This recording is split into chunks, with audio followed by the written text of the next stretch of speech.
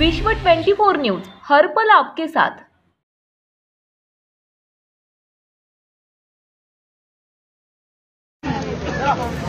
सर्व ठाणेकर महाविकास आघाडीचे बांधव भगिनी या मोर्चासाठी व्यासपीठावर उपस्थित असलेले सर्व पक्षाचे नेते, आज हा जो भव्य मोर्चा निघालेला आहे ठाणे महानगरपालिकेवर, सर्वप्रथम मी सर्व कार्यकर्त्यांचं सर्वपक्षीय अभिनंदन करतो की आपण एकजुटीने या भ्रष्टाचाराच्या 24 ते 22 विभाग या ठाणे महानगरपालिकेत आहेत आणि ठाणे महानगरपालिकेच्या वरती सर्वात वरती शहर विकास आणि आरोग्य विभाग, अनेक चौकशी विभाग असा आहे आणि तिथपासून खालपर्यंत, खाली जर तुम्ही बघाल एकदम खाली कॅन्टीन आहे आणि कॅन्टीनच्या बाजूला अतिक्रमण टॅक्स विभाग आहे, अतिक्रमण विभाग आहे। हे सर्व विभाग भ्रष्टाचाराने पोखरलेले आणि बरबटलेले आहेत। एकीकडे हा राज्याभिषेक लावला जातो, राज्याभिषेक होतो। आम्ही त्यावेळेस महासभेत होतो, मी होतो, इतर सर्व नगरसेवक होते, नंदिनीताई विचारे होते, गणेश मुंडेला होते। या राज्याभिषेकाच्या टेंडरमधून सुद्धा 35 लाख रुपये सन्माननीय तत्कालीन महापौरांनी घेतले होते, हे उघड सत्य आहे।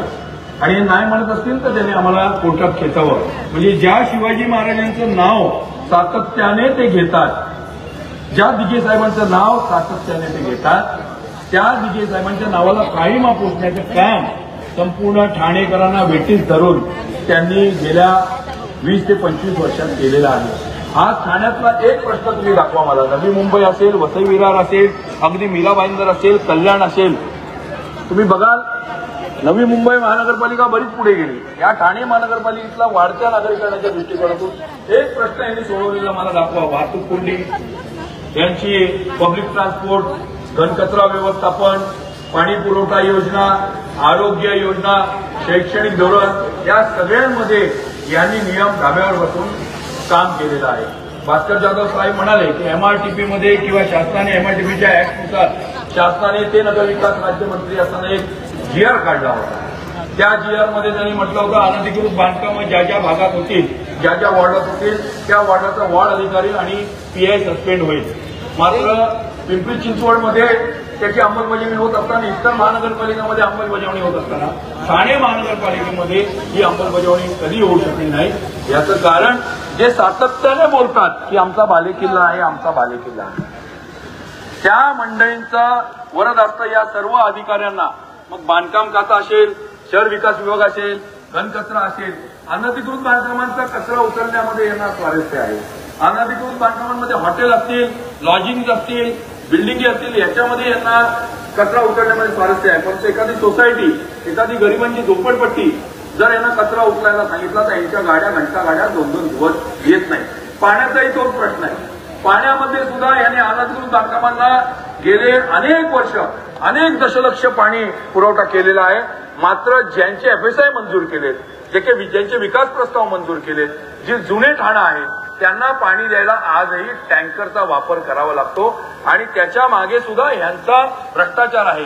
कारण का एकीकडे पाण्याचा अभाव आहे दाखवायचा आणि टँकर लॉबीला प्रोत्साहन करून त्या टँकर लॉबीच्या माध्यमातून पैसे कमवायचे। शहर विकास विभाग हा पूर्णपणे शहराचा विकास कसा करता येईल, विकास आराखड्याची अंमलबजावणी कशी करता येईल, आपले आरक्षण भूखंड कसे वाचवता येतील आणि नागरिकांच्या दृष्टिकोनातून शहर विकास विभागाने नागरी सुविधा कशा पुरवता येतील याचं नियोजन नगर अभियंत्यांना घेऊन यांनी करायचं असतं, सगळ्यांना मिळून करायचं असतं। म्हणजे त्याचाही यांनी बट्ट्याबोळ उडवलेला आहे। एकीकडे तुम्ही बघाल आता रेंटलमध्ये इथे टोलेजंग इमारत उभी आहे रेंटलमध्ये, मात्र गोरगरिबांना पाणी नाही आणि अशा प्रकारे भ्रष्टाचार चालवलेला अनधिकृत बांधकामांना टॅक्स लावायचा प्रश्न असेल, अनधिकृत बांधकामांना वीज देण्याचा प्रश्न असेल, अनधिकृत बांधकामांची शास्ती यांनी काल परवा श्रीमंत एकनाथ शिंदे आणि श्रीमंत देवेंद्र फडणवीस यांनी जीआर काढून शास्ती माफ केली। मग सामान्य ठाणेकरांनी, टॅक्स पेअरने काय पाप केले मला सांगा? यांच्यावर लावलेल्या शास्तीतून करोडो अब्ज रुपये वसूल झाले असते, परंतु ते वसूल न करता तो बोजा टॅक्सच्या माध्यमातून जनतेवरती लादायचा। आज हे सेक्युरिटीवाले इकडे ठेवलेत, यांनी प्रायव्हेट सेक्युरिटीवाले ठेवलेत। आज या प्रायव्हेट सेक्युरिटीवाल्यांची पगार मिळतात का बघा। प्रायव्हेट सेक्युरिटीवाले ठेवायची पाळी का आली? आकृतीबंध मंजूर असताना सुद्धा पदांची भरती यांनी केलेली नाही। शैक्षणिक खात्यात पण तीच परिस्थिती आहे।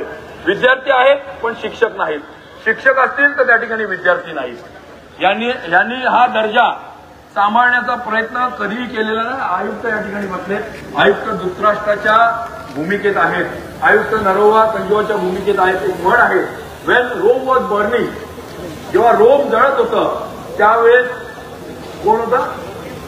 न्यूरो झोपलेला होता, तशाच भूमिकेत आयुक्त आहे। आयुक्त हे एका प्रकारे आयुक्ताला दोष नाही दिला तर आयुक्त हे शाखा प्रमुखाच्या भूमिकेत आहे। आता संपल्या फोन येईल श्रीमंत नरेश मस्केंचा आणि प्रभाग रचना असेल, विकास आराखडा असेल, कशात भ्रष्टाचार नाही मला सांगा? की टीएमटी संपवली, टीएमटीचं आंदोलन संपवलं, कामगारांची युनियनची लज्जा उडवून टाकली, पगार द्यायला कामगारांना पैसा नाही, वाटोळं या ठाणे महानगरपालिकेचं केलं असेल तर हे दोन खासदार, इकडचे खासदार तिकडचे खासदार, हे आमदार काल परवा झालेले डीपी बद्दल सर्व्हिस रोड बद्दल बोलले। जर सर्व्हिस रोड डीपी मध्ये नव्हते आणि तुम्हाला एकत्रीकरण घोडबंदरच्या सर्व्हिस रोडचं करायचं होतं, मग तुम्ही त्या घोडबंदरच्या लगत बांधकामांना मंजुरी का दिली? आज शाळा असतील, हॉस्पिटल असतील, ते डायरेक्ट बाहेर पडतात 90 डिग्री अँगलला। आज त्यांच्या जीवाला जर धोका झाला आणि तिकडून बांधकामांच्या मध्ये राहणाऱ्या लोकांच्या जीवाला धोका झाला तर कोण जबाबदार? आणि या सगळ्यांवर पांघरून पसरवण्यासाठी या सगळ्यांवर मला आता सचिन चव्हाणांचं नेहमीप्रमाणे पत्र आलेलं आहे की तुम्ही आवर्त घ्या। तर या सगळ्यांना बोललं पाहिजे, त्याची काही मुद्दे आहेत तर या सगळ्यांवर पांघरून पसरवण्यासाठी क्लस्टर आणलेला आहे, क्लस्टरचं बूथ, आणि लोकांना दादागिरी करतात। एक जोशी नावाचा कार्यकर्ता आहे आमच्या नेत्यांचा, तो तिकडे बोलवतो, कुठेतरी क्लस्टर टाकतो, ERP USP टाकतो आणि लगेच सगळ्यांना नोटिसा, सगळ्यांना सर्व्हे करायला पाठवतो। आम्ही तुम्हाला आश्वासन देतो विचारे साहेबांच्या वतीने आणि आव्हाड साहेबांच्या वतीने आणि अविनाश जाधव म्हणते सगळ्यांच्या, की ज्या दिवशी महानगरपालिकेवर ठाण्यामध्ये महाविकास आघाडीची सत्ता येईल, क्लस्टर आम्ही ठाणे काढीत घेऊ। ही काँग्रेसची मागणी असेल आणि ही मागणी जर मंजूर करणार असेल महाविकास आघाडी तर आम्ही महाविकास आघाडीवर जाऊ। काही क्लस्टर ठाणे काढीत बुडलंच पाहिजे। बदल्या असतील, बढत्या असतील, अनेक प्रश्न आहेत, तुम्हाला सगळ्यांना माहिती आहे। सामान्य नागरिकाला इथे जाता येत नाही, दडपशाही केली जाते, सामान्य नागरिकावरती गुन्हे दाखल केले जातात, अॅट्रॉसिटीचे असतील, पीचे पेपरचे असतील, मात्र बिल्डर लोकांना इथे बसवलं जातं, आर्किटेक्ट लोकांना इथे बसवलं जातं। अनधिकृत बांधकामांचे दलाल तुम्ही बघाल, काल परवा दलाल पकडले, अनधिकृत बांधकामांचे दलाल बसवले जातात। आणि म्हणूनच माझी विनंती आहे काँग्रेसतर्फे की या संपूर्ण प्रकाराची आम्ही आयुक्तांना सांगितलं, या संपूर्ण संजय पाटील साहेब या, खासदार साहेब या आयुक्तांना सांगितलं, तुम्ही जर निपक्षपाती असाल, तुम्ही जर ट्रान्सपरंट असाल तर तुम्ही स्वतः या ठाणे महानगरपालिकेच्या विविध कारभाराची वेगळी चौकशी लावा, अन्यथा आम्ही असं समजू की तुम्ही सुद्धा इथे शाखा प्रमुख म्हणून काम करतात। जय हिंद, जय महाराष्ट्र। यानंतर महाराष्ट्र नवनिर्माण सेनेचे नेते सन्माननीय अभिजीतजी पानसे साहेब यांना विनंती करतो की त्यांनी संबोधित करावं।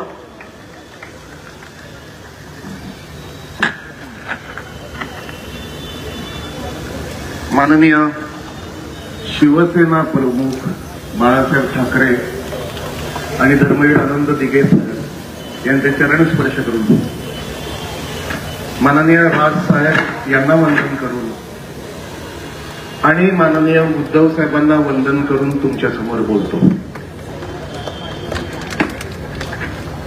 सगळे दिग्गज नेते बसलेले आहेत। हा मोर्चा काढायचं एकमेव कारण केवळ एक राजकीय एकत्रीकरण दाखवण्याचा हा मोर्चा नाही।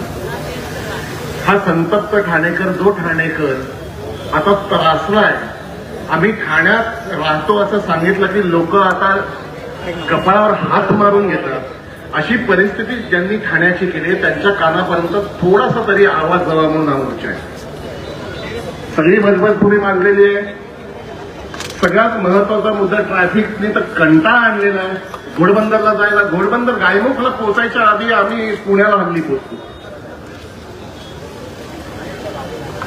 याचे सगळे हे असं का घडलं, याच्या मागचे कारण मीमांसा खरं तर मला असं वाटतं की वरती जी आयुक्तांबरोबर बैठक झाली त्यात प्रत्येक नेत्याने आपापली बाजू मांडली, ठाणेकरांची जी बाजू मांडली ती ऐकायला पाहिजे।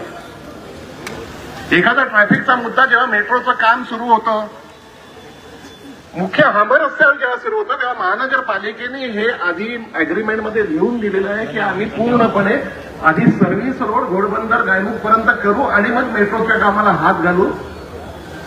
पण असं काही घडत नाही, याचं कारण प्रत्येक ठिकाणचा नगरसेवक त्या कॉन्ट्रॅक्टरकडनं पैसे उरवाडण्यात बिझी आहे। या सगळ्यात इतकं उद्विग्नता आणि इतका संताप होतोय. प्रत्येक गोष्ट मी फार इलॅबोरेट करून बोलत नाही. पाण्याचा विषयी अतोनात बांधकामं चाललेली आहेत. पाणी कुठून देणार आहात तुम्ही? एक शाही धरणाचा विषय आपला वर्षानुवर्षात तसाच चालू आहे. आम्हाला ठाण्याचं धरण नाही. नवी मुंबईला आमच्या मागून येऊन धरण केलं त्यांनी. शिक्षणाचाही तोच गोळा.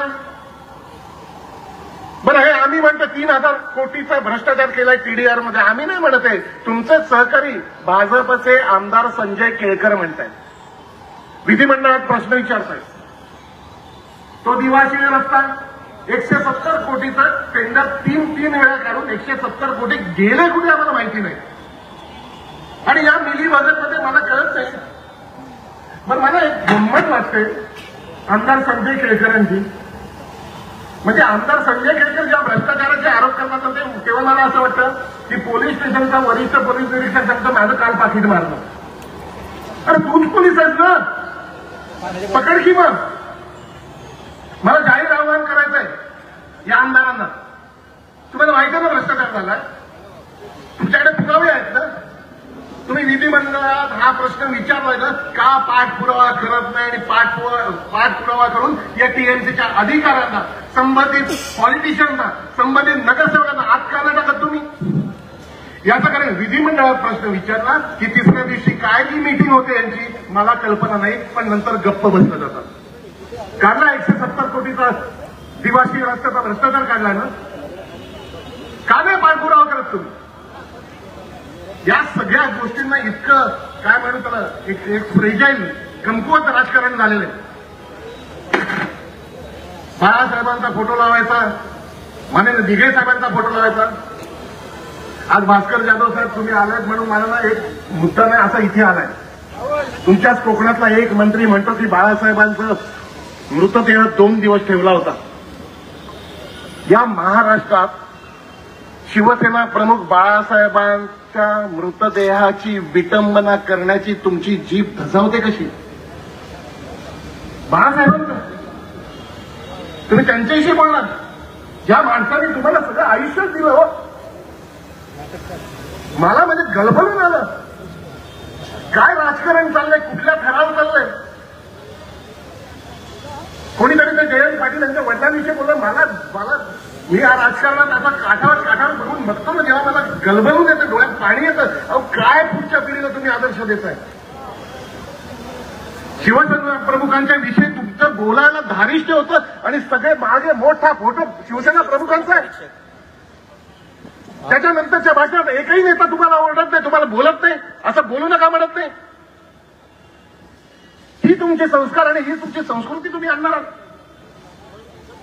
आज या मोर्चावर जेवढे जण आलेले आहेत हे पैशाने विकले गेले नाही.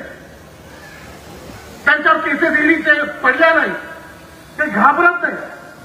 आणि ते न घाबरता खरोखर भ्रष्टाचाराच्या विरोधात बोलायला ठाणेकरांसाठी उभे ते सगळे इथे आता बसलेले आहेत. यांची साथ तुम्हाला द्यायला लागेल. प्रत्येक गोष्टीत बळबळपुरी. ट्रॅफिकचा मुद्दा. अहो कुठलं नियोजन नाही ते राजसाहेब आमचे सांगतात तर विकास आराखड्याची तुम्ही चेष्टा केली, कधी उचलून वाचलाय का? एखाद्याचं शहराचं प्लॅनिंग जेव्हा असतं तेव्हा 15-15, 20-20 वर्ष पुढचं व्यवस्था काय असावी याचा विचार करून, याचं विजन बघून मग ते करावं लागतं. ट्रॅफिकने आमचं डोकं भणभणलं. आम्हाला मुंबईला जायला 3-3 तास लागतात. एकाही बायपासचा विचार झाला नाही. अहो तिकडे साधा या रस्त्यावर भिवंडी, आता टोल नाका, खारेगाव टोल नाकाच्या इकडे जेव्हा भिवंडीला जाताना, नाशिकला जाताना का ट्रॅफिक होतं? 5-5 फ्लायओव्हर केले भरडीचे म्हणजे माती टाकत मोठे होतो आणि खाली होतो. का तर तो मुरुम जो आहे त्याचा कॉन्ट्रॅक्टर तो जो आहे त्याच्याकडनं मला पैसे हवे आहेत, याच्याकरता या व्यवस्था आहे. का नाही पिलर्स ते केले? जे आपल्या इकडे शहरामध्ये पिलर्स टाकून जे फ्लायओव्हर होतात तसे का नाही केले? आतापर्यंत 2 वर्ष 5 वर्षापूर्वी झाले असते. पण प्रत्येक गोष्टीत पहिले टेंडर करताना मला पैसे कुठे मिळणार इथून जर सुरुवात असेल तर कठीण आहे ना. आणि याच लोकांना तुम्ही मतं देऊन मंत्री केले. ठाण्याचे ते मुख्यमंत्री होते, आता उपमुख्यमंत्री आहेत. हे फिरतात, महाराष्ट्रभर फिरत बसतात आणि यांनी किल्ला जी कामं वाटून दिलीत ना, अहो 40% पहिले ऍडव्हान्स पैसे घेतात. त्या 60% 20% जरी प्रॉफिट 10% जर ठेवला, अहो 10-15%, 20% कॉन्ट्रॅक्टर कसा काय रस्ता बांधणार आहे? मला कॉन्ट्रॅक्टरनी येऊन सांगितलं, साहेब आम्ही थकलो, मला इथे काम नाही करायचं, आता महाराष्ट्र सोडतोय, माझं नाव कृपया सांगू नका, नाही तर पुढची अर्धवट माझी बिलं नाही येणार. प्रत्येक गोष्टीत जर हा विषय तुम्हाला पैशाशी निगडीत वाटत असेल तर तुमचं चुकतंय. त्याच्यापेक्षा ठाणेकरांना किंवा महाराष्ट्रात आपण आपलं चुकतंय.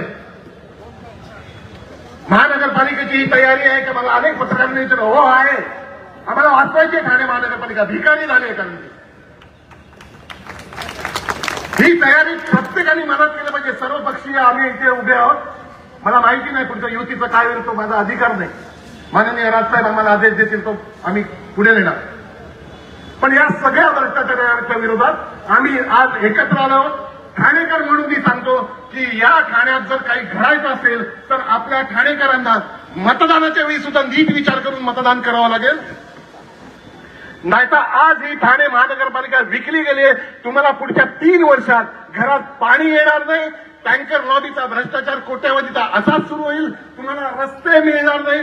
शाळांचं बोलू नको. एवढ्या वर्षात एक मेडिकल कॉलेज, एखादं चांगलं कॉलेज, एखादी चांगली गोष्ट या ठाण्यात आली नाही. ती पुन्हा येण्याची स्वप्न आपण बघू शकणार नाही. वेळीच विचार करा. धन्यवाद. जय हिंद, जय महाराष्ट्र. आणि यानंतर अर्थातच राष्ट्रवादी शरद पवार पक्षाचे नेते सन्माननीय माजी मंत्री आमदार की डॉक्टर जितेंद्रजी आव्हाड साहेब, जोरदार टाळ्यांच्या गजरात त्यांचं स्वागत करूया.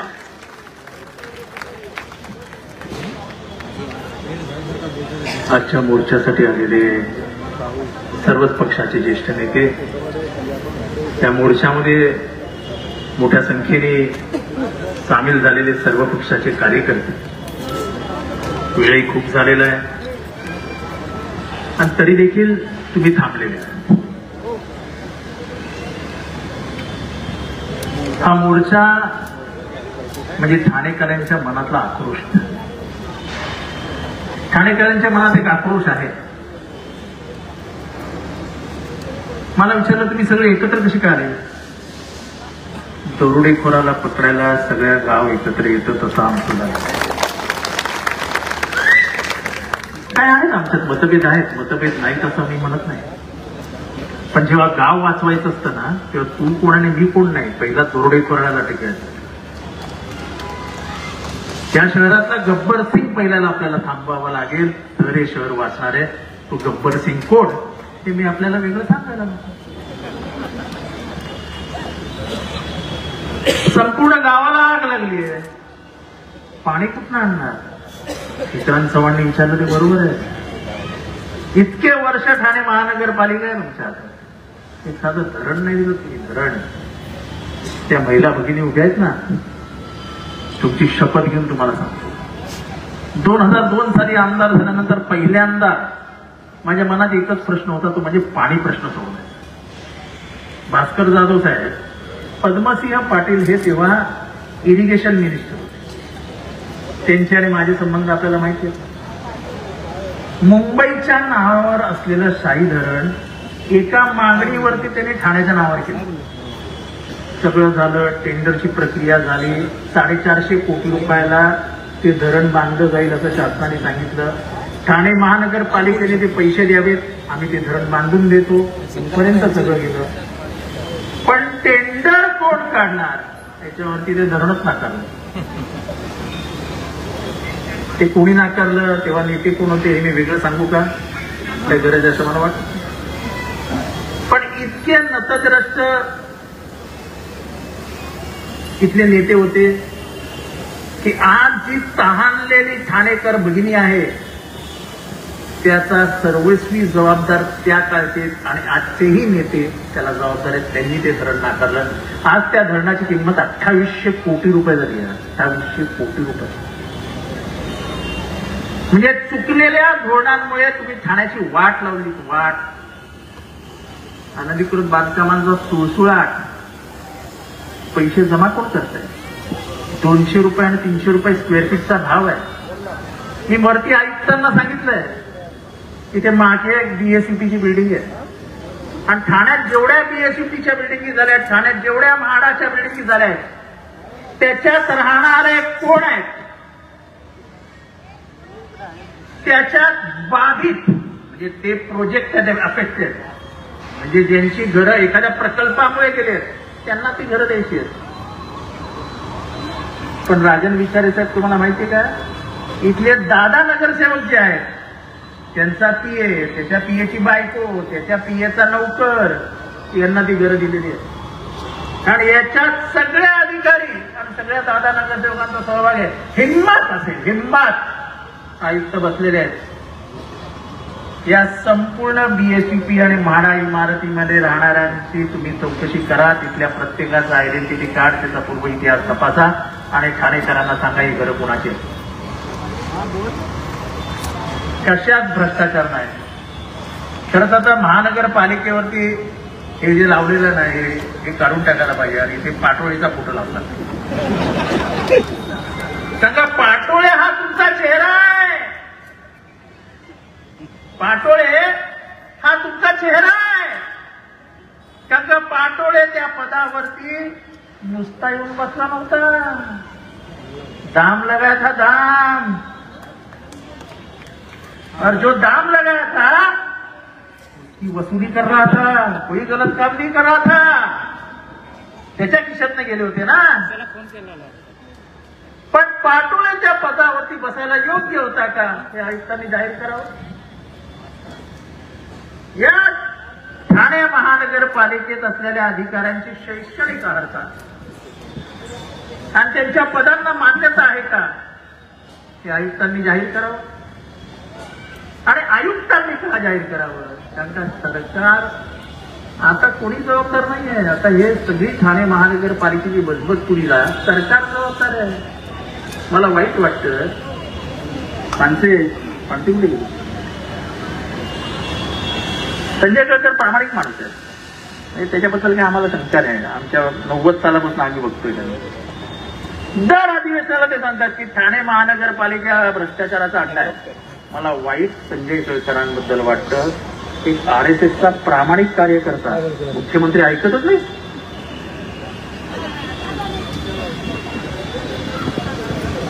सरकार तुमचं ना तळव्यात पाण्याचा मोर्चा. अरे तुम्ही जाऊन मुख्यमंत्र्यांकडे बसून सांगायला पाहिजे टेनिमेलिटी पाणी वाढवून द्या आणि मुख्यमंत्र्यांनी ऑर्डर करायला पाहिजे, दिली ऑर्डर द्या, वाढवलं पाणी. अरे तुम्ही कसले मोर्चे काढता, सत्तेत बसून कसले मोर्चे काढता.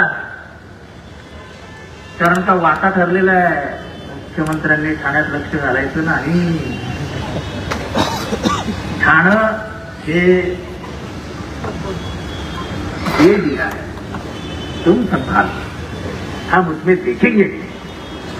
पोलीस अधिकाऱ्यांच्या बदल्या हम देखेंगे नाही, आयुक्तांच्या बदल्या हम देखेंगे नाही. मी आव्हान देतो, जाहीर आव्हान, इथले बसलेल्या प्रत्येक अधिकाऱ्याची शैक्षणिक अर्हता, त्याला मिळालेलं प्रमोशन हे योग्य आहे का हे महानगरपालिकेच्या आयुक्तांनी शपथपत्रावर द्यावं. मी त्यांचा इथे येऊन जाहीर सत्कार त्याने चोर बसवले, चोर. आज आम्ही सगळ्यांनी मिळून एक चांगलं काम केलं आणि ते आयुक्तांच्या मनात होतं. मी वारंवार जे बोलत होतो, बोडसे नावाचा अधिकारी भ्रष्ट आहे ते स्वतः आयुक्त कबूल करते. आणि म्हणून आपण मागणी केल्यानंतर त्यांनी एका मिनिटात सांगितलं मी त्याची बदली, एका मिनिटात. त्यामुळे भ्रष्टाचार हा का नागडा समोर आहे, नागडा, नागवा. फक्त ठाणेकरांना विनंती, आता उड्या डोळ्याने बघा, डोळे बंद करून घेऊ नका. नगरसेवक तर विकले जात आहेत, भाव लावलाय, भाव. तुझा काय भाव आहे रे? नाही, माझा भाव मी अजून ठरवलेला नाही. मग रात्रीपर्यंत भाव ठरतो 3, सकाळी 4 कोटी घरी पोचतात. नगरसेवक काल रात्री माझ्या घरी बसलेला असतो, दुसऱ्या दिवशी सकाळी दुसऱ्याच्या घरी जातो. इथल्या प्रत्येक माणसाला भाव लागलाय हो. म्हणजे इतकं खरेदी विक्री महासंघ महाराष्ट्राच्या राजकारणात होऊ शकतो असं आयुष्यात वाटलं नव्हतं. हा बाळासाहेबांचा महाराष्ट्र, हा यशवंतरावांचा महाराष्ट्र, हा SM जोशींचा महाराष्ट्र, हा नाग गोरेंचा महाराष्ट्र का सूर्याजी पिसाळचा महाराष्ट्र. पण एक लक्षात ठेवा, इतिहास तानाजी मालुसरेचा लिहिला जातो, खंडोजी खोपडेचा नाही. तेव्हा ठीक आहे, काही निवडणुका पैशाच्या जोरावर वोट चोरीवर वगैरे जिंकला, ठीक आहे. पण मला जे चित्र दिसतंय, खास करून घोडबंदरवरनं जी हवा येते, घोडबंदरची लोक स्वतःहून आंदोलन करतायत. कुठला राजकीय पक्ष जात नाहीये त्यांच्याकडे आंदोलन करा सांगायला, पण ते स्वतःच परिस्थितीला इतके कंटाळले की ते स्वतःहून त्या रस्त्यावर येऊन आंदोलन करतायत. आणि मी तुम्हाला सांगतो, पुढच्या 5 वर्षांनंतर घोडबंदर रोडचं वाटोळं झालेलं असेल. तिथले लोक पस्तावतील की आम्ही घरं का घेतली घोडबंदर रोडला. आज जायला म्हणजे घोडबंदरवरनं निघाला तर त्याला या टोलनाक्यावर यायला तास 1.5 तास लागतो. कशाला मारायला तो घोडबंदरवर राहायला जाईल रे. त्यामुळे ठाण्याचं जे काय वाटोळं केलंय त्याला सर्वस्वी जबाबदार हे दरोडेखोर आहेत. आणि या दरोडेखोरांना पकडून देण्यासाठी म्हणून आपले भले मतभेद असतील आहेत, काही ठिकाणी आपण वेगळे आहोत विचाराने, पण एकत्र यावं लागेल ठाणेकरांचं. थोडंसं एक पाऊल मागे एक पाऊल पुढे करत करत आपल्याला यावं लागेल. त्यांचा नाहीतर ठाणेकर आपल्याला माफ करणार. त्यामुळे ठाणेकरांच्या हितासाठी या महानगरपालिका वाचवणं हे आपलं कर्तव्य, आपली जबाबदारी आहे. एका पिढीचं आयुष्य बर्बाद होताना आपण उघड्या डोळ्यांनी बघू शकत नाही. आपल्या आया बहिणी झोपडपट्टीमध्ये शौचालयात जाऊ शकत नाही अशी शौचालयाची अवस्था आहे. मी आता ज्या भाषेत भाषण केलं होतं विधानसभेत, ते भाषण मी इथे करू शकत नाही, कारण मला शब्दाची मर्यादा आहे. अरे ठाणे महानगरपालिकेसारख्या महानगरपालिकेमध्ये स्त्रीला शौचालयाला बसायला जागा नाही, लाजा वाटत नाही तुम्हाला? पाणी नाही 24 तास. सोसायटी लाखोनी बिल भरते टँकरचं, लाजा वाटत नाही तुम्हाला? फक्त पैसे वरपण्याचं काम चालू आहे. आणि ते जर आवरायचं असेल तर आजचा मोर्चा हा प्रातिनिधिक स्वरूपाचा आहे. काय म्हणजे खूप असं प्लॅनिंग करून ठरवलेला मोर्चा नाही, बरोबर आहे ना राजेंद्र विचार साहेब? हे फार मोठं आहे, पण तरी जो स्फूर्त प्रतिसाद मिळाला आहे त्याच्यावरती बाबा आपण खुश. म्हणजे उद्या जर खरंच ठरवला की 4ही पक्षांनी मिळून मोर्चा काढायचा तर लाखभर माणसं जमा होतील याची गॅरंटी मी देतो. ठाणेकर आतमधनं क्रोधित आहे, वाढ बघतो एक पर्यायाची. ते बाकी कोण काय बोलतो, भ्रष्टाचार. अरे तुम्ही उघड्या डोळ्याने नागडे दिसतात, फक्त लोकांनी डोळ्यावर झापट टाकले ते मतदाराची दिशी बाहेर काढतील. फक्त आता बँका उघडल्या जातील, ठीक आहे, देखते लढेंगे. किंवा अधिक न बोलता तिथे प्रत्येक आलेल्या ठाणेकरांचं मी मनापासून स्वागत आणि अभिनंदन करतो की तुम्ही तुमच्या चेहऱ्यावरती, तुमच्या डोळ्यामध्ये राग दाखवलाय. तो राग प्रातिनिधिक स्वरूपात प्रत्येक ठाणेकराचा आहे. ठाणेकराचं मन तुमच्या डोळ्यातनं बोलतंय. ते मन त्यावेळेच्या महानगरपालिकेत बदल घडवल्याशिवाय राहणार नाही. अभी तो सुरुवात है, ये जो ट्रेलर है पिक्चर अभी बाकी है. तेव्हा अधिक न बोलता इथे थांबतो. आल्याबद्दल परत आपलं मनापासून अभिनंदन करतो, आभार मानतो, रजा घेतो. जय हिंद, जय महाराष्ट्र, जय भीम. यानंतर शिवसेना उद्धव बाळासाहेब ठाकरे पक्षाचे नेते माजी खासदार सन्मान राजनजी विचारे सर यांना विनंती करतो. जोरदार टाळ्यांच्या गटामध्ये यांचं स्वागत करूया. महाराष्ट्राचा आराध्य दैवत छत्रपती शिवाजी महाराज यांना वंदन करून भारतरत्न डॉक्टर बाबासाहेब आंबेडकर, हिंदू हृदय सम्राट शिवसेना प्रमुख बाळासाहेब ठाकरे आणि आमचे गुरुवर्य धर्मवीर रणदिवे साहेब यांच्या स्मृतीस वंदन करून आज या ठिकाणी धडक मोर्चासाठी उपस्थित असलेले सन्माननीय शिवसेनेचे नेते आदरणीय भास्कर जाधव साहेब, सन्माननीय जितेंद्र आव्हाड साहेब, आमचे अविनाशजी जाधव, अभिजितजी पानसे, विक्रांत चव्हाण आणि मंचकावर असलेले सर्व पक्षाचे जिल्हा प्रमुख, जिल्हाध्यक्ष, महिला आघाडी आणि सर्व कार्यकर्ते बंधू आणि भगिनी, मी आपली 2च मिनिटं घेणार आहे, कारण आपल्याला भास्कर जाधवांचं भाषण ऐकायचं आहे. आज ज्या वेळेला अविनाशजी जाधव आणि मी बसलो होतो आणि या ठाणे महापालिकेचा वर्धापन दिन 43 वर्ष या नगरपालिकेला झाले आणि या 43 वर्षाच्या वर्धापनाच्या दिवशीच या ठिकाणी पाटोळे नावाच्या अधिकाऱ्याला रेड हँड तिकडे अँटी करप्शननी मुंबई ब्रँचने पकडलं. ठाण्याच्या ब्रँचने नाही पकडलं, मुंबईच्या ब्रँचने पकडलं आणि रंगेहात पकडल्यानंतर मला वाटतं 7 तास त्याची चौकशी चालू होती आणि मला वाटतं ठाणे महापालिका गेल्या 3-4 वर्षामध्ये जसं महाराष्ट्रामध्ये सर्वात जास्त कुठला स्टेटमध्ये जर भ्रष्टाचार चालू आहे तर त्यामध्ये नंबर 1 हा महाराष्ट्र आणि या महाराष्ट्रामध्ये या ठाणे जिल्ह्यामध्ये सर्वात जास्त भ्रष्टाचार जर कुठे होत असेल तर या ठाणे जिल्ह्यामध्ये होतो.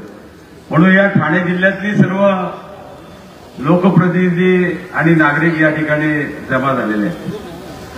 आज तुम्ही बघितलं असेल या महापालिकेमध्ये ज्यावेळेला हिंदू हृदय सम्राट शिवसेना प्रमुख बाळासाहेब ठाकरे यांनी चंद्रशेखर नावाचे एक अधिकारी या ठिकाणी आणले होते आणि त्या ठिकाणी जो विकास झाला आणि त्यानंतर बरेचसे आयुक्त आले, संजय सेठी होते, जयस्वाल होते, परंतु गेल्या 3 वर्षाच्या काळामध्ये या ठिकाणी आयुक्त म्हणून यायला कोणच तयार नव्हते, कारण इथले जे अधिकारी होते ते पक्षाचे कार्यकर्ते म्हणून काम करत होते.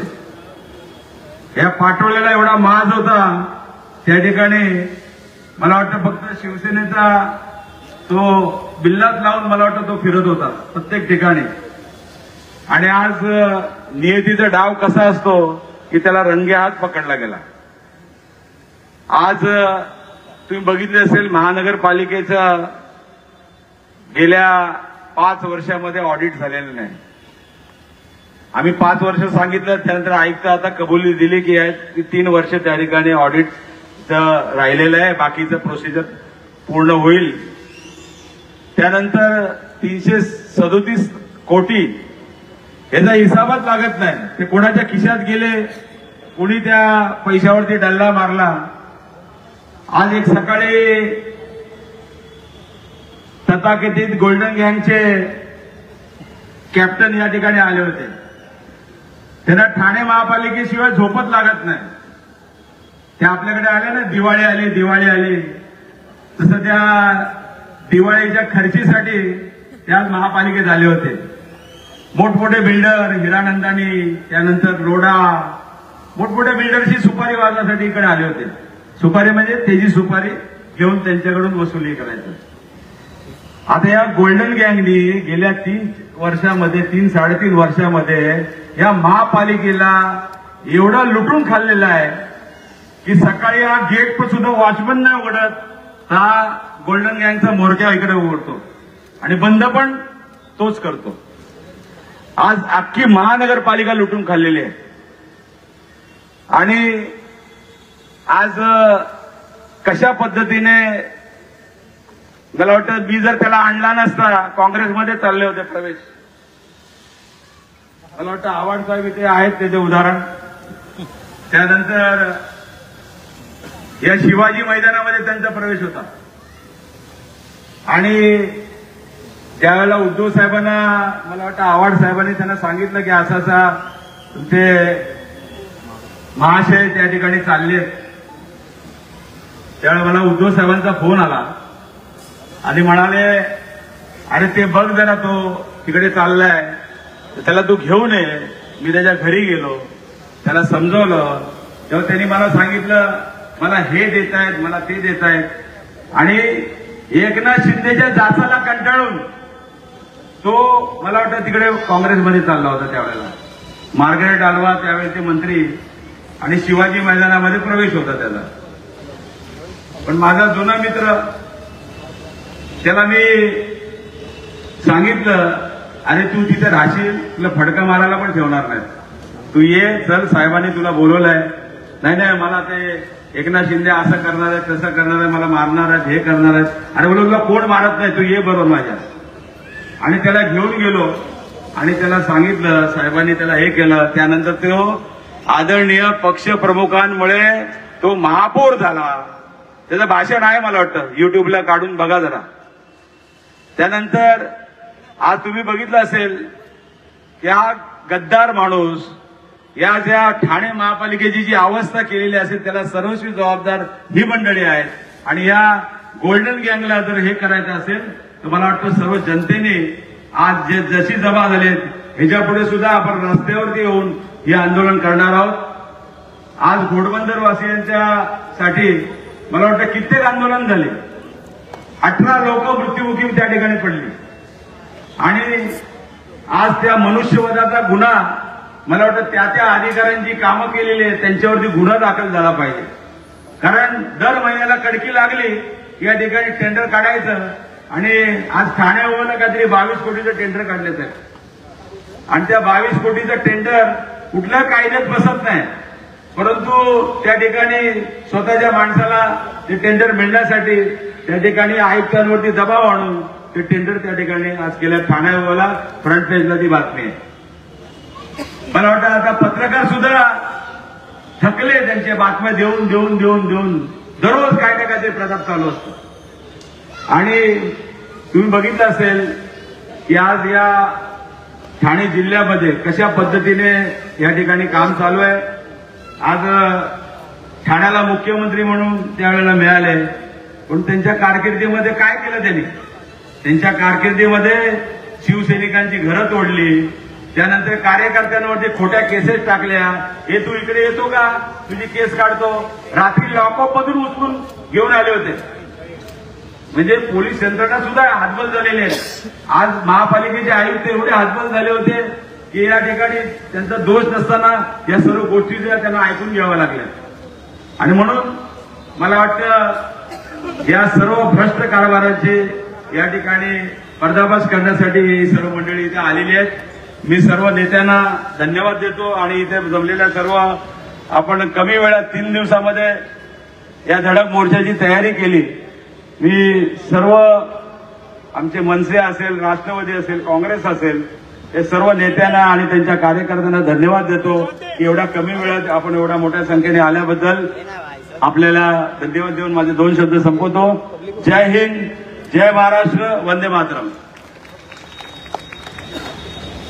टाळ्यांच्या गजरामध्ये आपण सन्माननीय नेते, माजी मंत्री भास्कर जाधव साहेबांचं स्वागत करूया.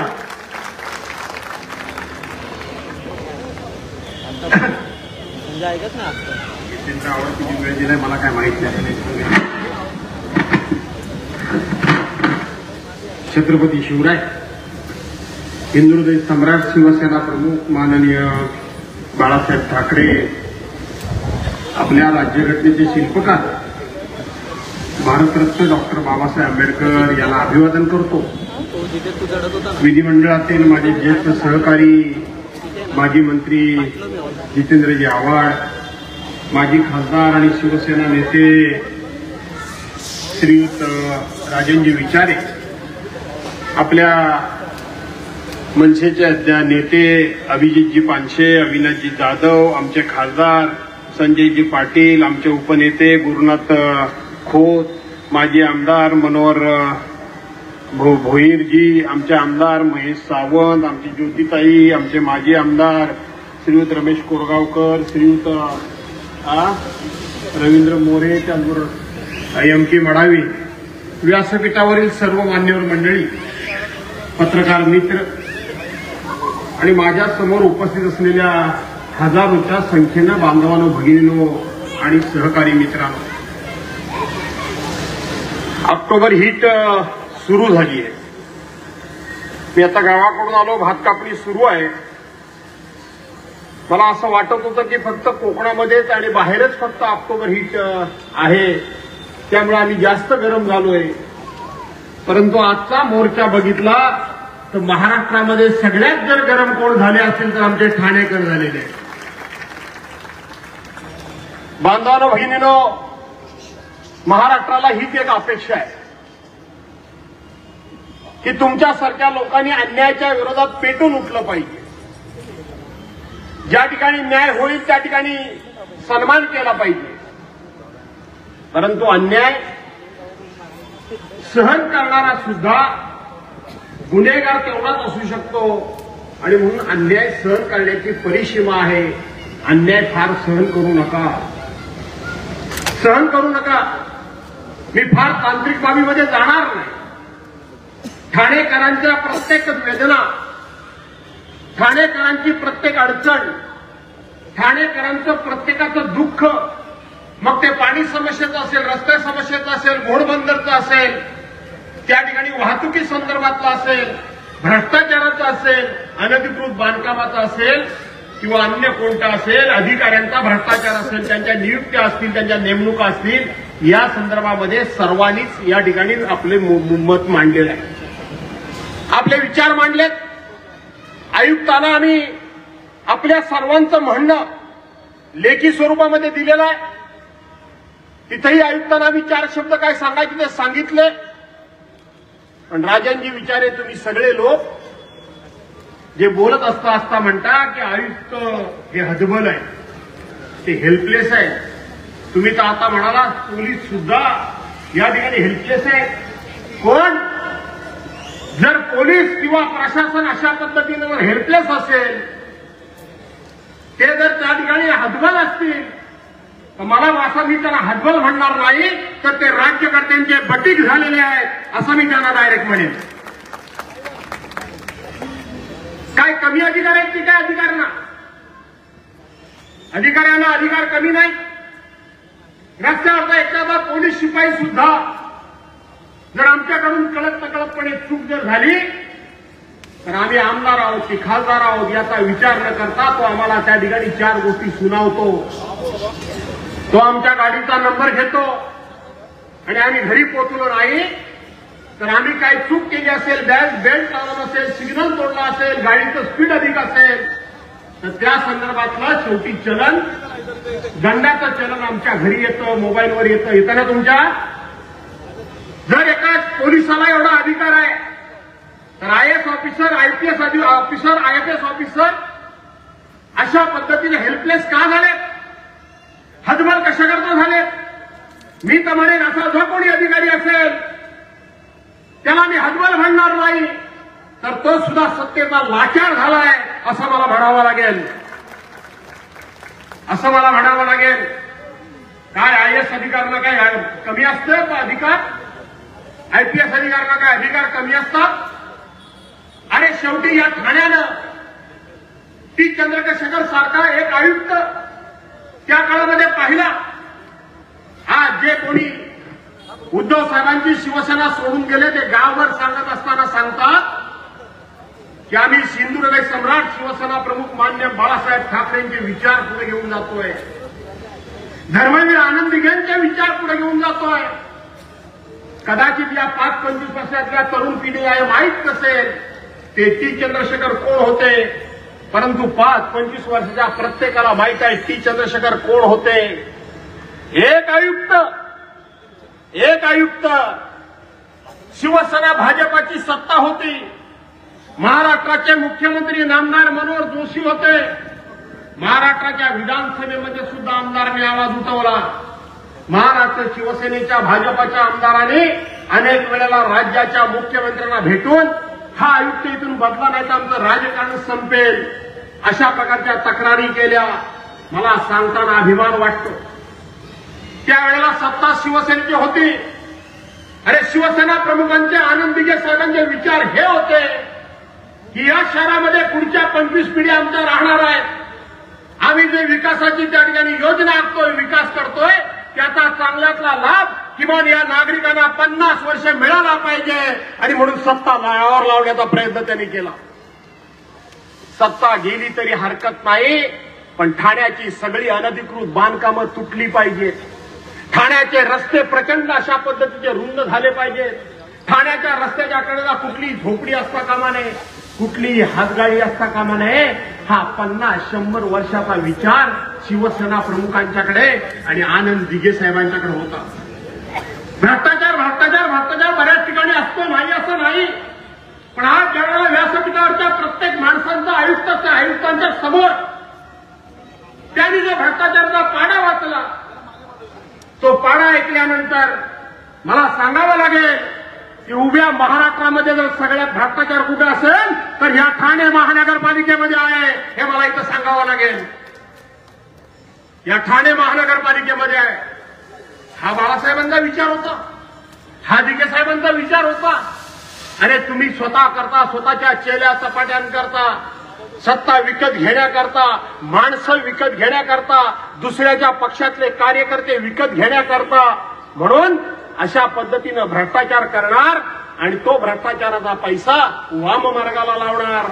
आणि म्हणून इथं ठाणेकरांच्या जमीन सत्सक विवेकबुद्धी याला आव्हान खऱ्या अर्थानं आज निर्माण झाले. हे आव्हान निर्माण झालंय.